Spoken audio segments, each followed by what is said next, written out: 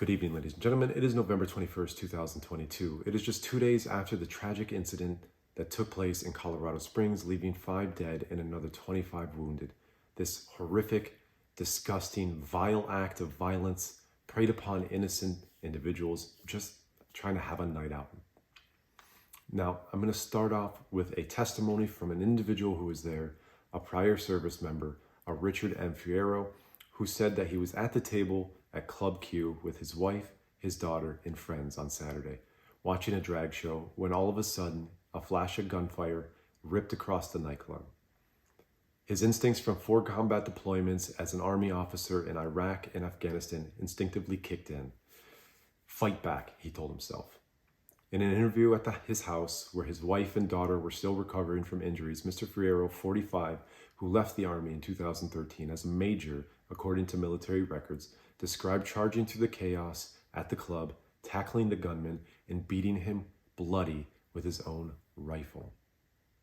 "I don't know exactly what I did. I just went into combat mode," Mr. Fierro said, shaking his head.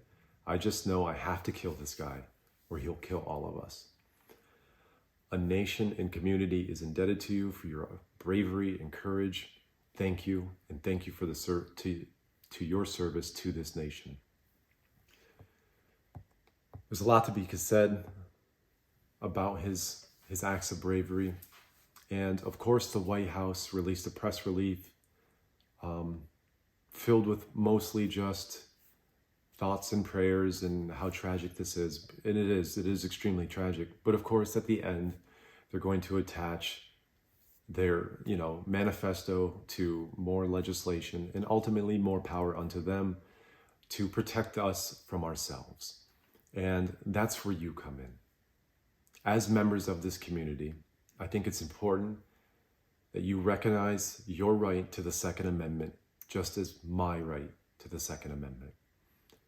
These incidences that took place in Colorado, or like the one in the past that took place at Club Pulse in Orlando, really all could have been avoided, or at the very least mitigated, with a few confident members of your community. Whether that be bartenders or security or a few people at the door or various people throughout the club who are DDing or sober enough to feel competent and comfortable and safe to carry, could have diffused the threat almost immediately. And you no longer have to be a victim and wait on law enforcement or FBI or anybody else. You are in control of your own destiny at that time, and you can save everybody around you.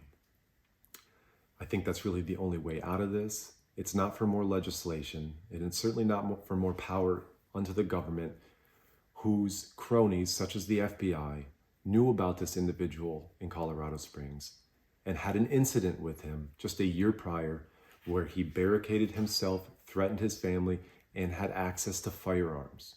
Why this individual was continued to allow to be owned a firearm, or how he passed a NICS check after that, is beyond me.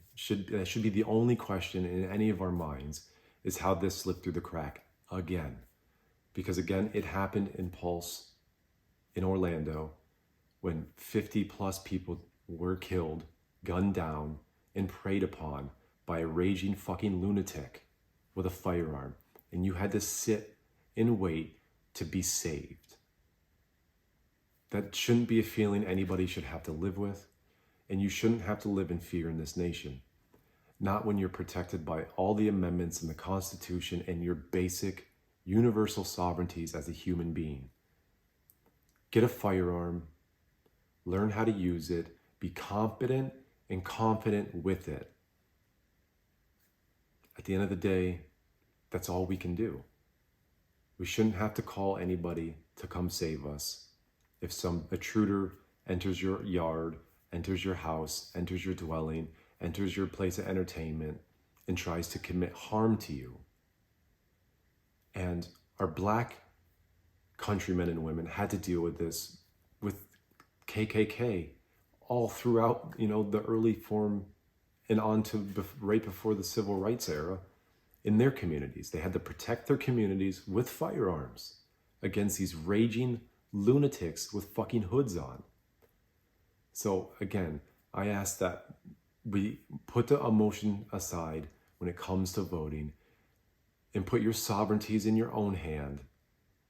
Get competent and confident with a firearm and utilize it when necessary.